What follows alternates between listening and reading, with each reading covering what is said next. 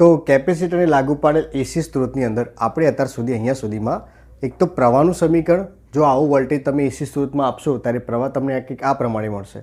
સમીકરણમાં જોઈ શકો છો કે અહીંયા ઓમેગા ટી છે ને આ જગ્યાએ ઓમેગા ટી પ્લસ π/2. આનો મતલબ એ કે જે પ્રવાહ અને વોલ્ટેજ હશે જ્યારે તમે કેપેસિટરને એસી સ્ત્રોત લાગુ પાડો ત્યારે બંને વચ્ચે કણા તફાવત કેટલો હશે? π/2નો 90નો ફરક હોય, બરાબર. તો જો 90નો ફરક હોય તો કોનાથી આગળ હશે? તો પ્રવાહના સમીકરણમાં અહીંયા તમને પ્લસ π/2 દેખાય, મતલબ પ્રવાહ જે હશે એ વોલ્ટેજ કરતાં π/2 જેટલો આગળ ચાલતો હશે.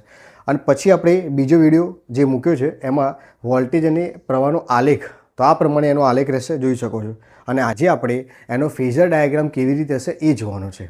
હાય, I am Mihir Parmar, your physics teacher. So let's get started. તો હવે ફેઝર ડાયાગ્રામની અંદર જે બેઝિક સ્ટ્રક્ચર હોય એ આપણે પહેલાં દોરી દઈએ, પછી આપણે એની આગળ ચર્ચા કરીએ. બેઝિક સ્ટ્રક્ચર માટે તમારે શું કરવાનું? અહીંયા વી અને આઈનો આલેખ આ પ્રમાણે હશે અને એની આ જે અક્ષ દેખાય આ લાઇન, એને અનુરૂપ એક લાઇન, કન્ટિન્યુ લાઇન દોરો તો કંઈક આ પ્રમાણે અહીંયા આવશે, બરાબર. અને પછી જુઓ ઉપર વોલ્ટેજ અને પ્રવાહના ફિક્સ કંપ વિસ્તારો છે, એને અનુરૂપ જ તમારે અહીંયા શું કરવાના? વર્તુળો દોરવાના આવશે. તો વર્તુળ કેવી રીતે દોરવાનું? જેમ કે કોઈ પણ એક બિંદુ લઈ લો. અહીંયા મારા જોડે એવું કંઈ પરિકર નથી કે જેનાથી પરફેક્ટ વર્તુળ દોરાશે, પણ તમારે શું કરવાનું? આ રીતે એને સમરૂપ લાઇન દોર દેવાની અને પછી કોઈ બિંદુ લઈ લો, કોઈ બી XYZ કમ્પ્લીટ. અને પછી શું કરવાનું? પરિકર લેશો. પરિકરમાં પહેલાં આ જગ્યાએથી લઈને અને જે પ્રવાહ હોય એમાં આ રીતે માપ લઈ લો અને એ માપથી પછી અહીંયા વર્તુળ દોરો આ પ્રમાણે. તો કંઈક આ પ્રમાણે તમને વર્તુળ મળશે, બરાબર. કમ્પ્લીટ આ જ ત્રિજ્યાનું વર્તુળ દોરવાનું થશે પ્રવાહ માટે. તો આ પ્રવાહનું વર્તુળ થશે. એ જ પ્રમાણે અહીંયા વોલ્ટેજ માટે અહીંયા મૂકીને પછી આમ દોર દેવાનું. ઓકે, તો એનું વર્તુળ જે હશે, ઓકે, તો કંઈક આ પ્રમાણે પહેલાં તો આ એનું બેઝિક સ્ટ્રક્ચર થઈ ગયું. આ પ્રમાણે પહેલાં બે વર્તુળો દોરવાનું રહેશે, બરાબર. કેમ વર્તુળો? કેમ કે ફેઝર ડાયાગ્રામ શું છે? તો આ જે વોલ્ટેજ અને પ્રવાહ હશે એના સદિશો બનાવીને એને ઘૂમતા સદિશોના સ્વરૂપમાં બતાવવાના. જેમ કે આ માની લો કે સદિશ બનાવી દીધો, આ પ્રવાહ હશે આ પ્રમાણે, અને જેમ જેમ અહીંયા એ આગળ જશે તરંગ સમયના આધારે, તો એમ આ પ્રવાહ જે હશે એ સદિશ આ પ્રમાણે ફરશે, આ વર્તુળને અનુરૂપ આમ ફરશે. બસ આ તો એવી તમારું ફેઝર ડાયાગ્રામ.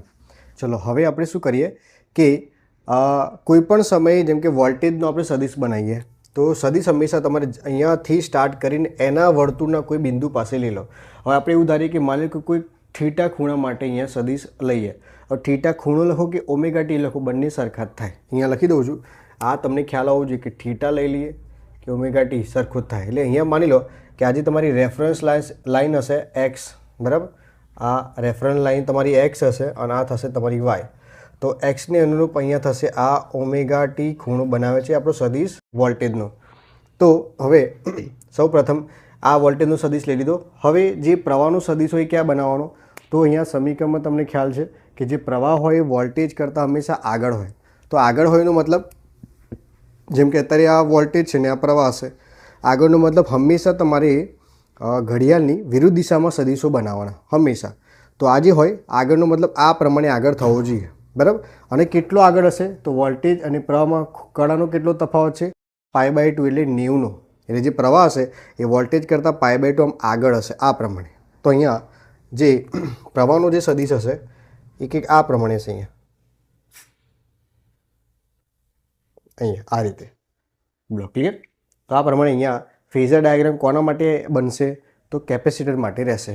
વોલ્ટેજ અહીંયા છે અને પ્રવાહ જે હશે એ થોડો આગળ હશે. કેટલો આગળ? તો π/2 જેટલો. અહીં લખી દઈએ. આ ખૂણો કેટલો બનશે? આ 90 જેટલો. હવે અહીંયા આ બે સદિશોના ઘટકો લઈએ, બરાબર. ચલો, આ સદિશનો ખૂણો સાથેનો ઘટક અહીંયા કયો હશે? તમને ખ્યાલ હોવો જોઈએ કે કોઈ પણ સદિશનો ખૂણા સાથેનો ઘટક હશે એનો કોસ. તો આ થઈ ગયો VM cos ઓમેગા ટી. અહીંયા આપણે VM cos ઓમેગા ટી નહીં જોયું, તો કયો જોઈએ? સાઇનવાળો. તો અહીંયા જો ખૂણા સાથે ઘટક હશે આ, તો ખૂણા સિવાયનો અહીંયા કયો ઘટક હશે? આ થશે એનો VM sin ઓમેગા ટી.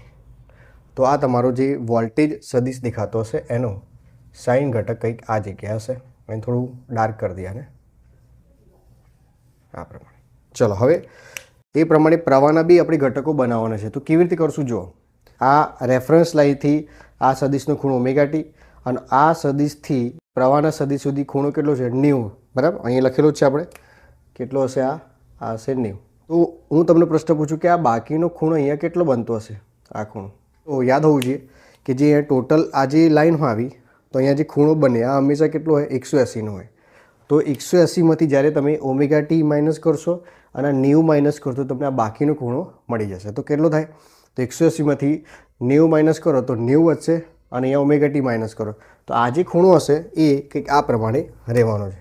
આ ખૂણો હશે 90 એટલે π/2 માઇનસ ઓમેગા ટી આ પ્રમાણે. અને હવે જો આ પ્રવાહના સદિશના બે ઘટકો લઈ લઈએ.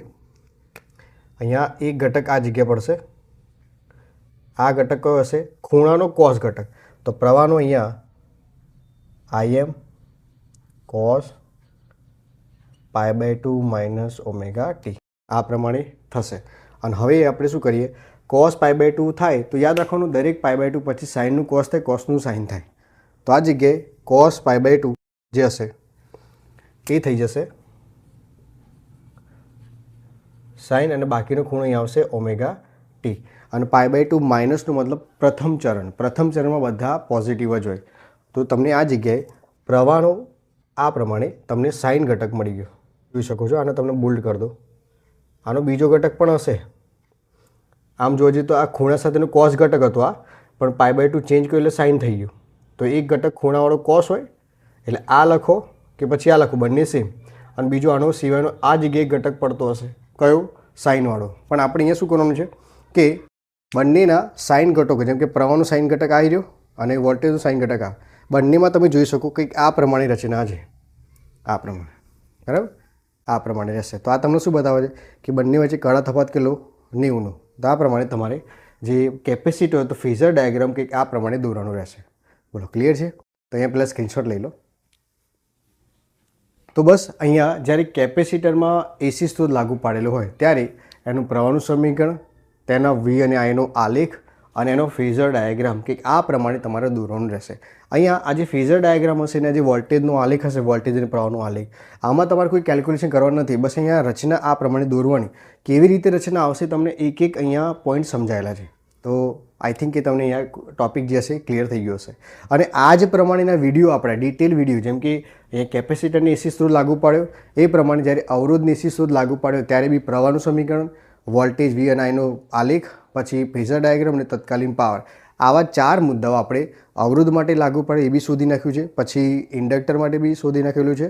અને અત્યારે આપણે ચાલે છે કેપેસિટર. અને હવે કેપેસિટરમાં એક લાસ્ટ મુદ્દો રહ્યો કે એનો સરેરાશ અને તત્કાલીન પાવર કેવી રીતે મેળવવાનો એ આપણે નેક્સ્ટ વિડીયોમાં ચર્ચા કરીશું. તેમજ આ ચેપ્ટર 7નો આપણે LCRનો ટોપિક પણ કવર કરેલો છે. આ બધા જ વિડીયો તમને આપણી આ યુટ્યુબ ચેનલ પર મળી જશે. તો જલ્દીથી જાઓ, જોઈ લો અને તમારા ડાઉટ ક્લિયર કરી લો. ઓકે, વિડીયો ગમ્યો હોય તો જરૂરથી like, share and comment, subscribe કરો અને બેલ આઇકન દબાવો જેથી નવી અપડેટ્સ મિસ ના કરી શકો. તો ચલો મળીએ ફરીથી આવા જ એક નવા કોન્સેપ્ટ સાથે નવા વિડીયો લેક્ચરની અંદર. બાય.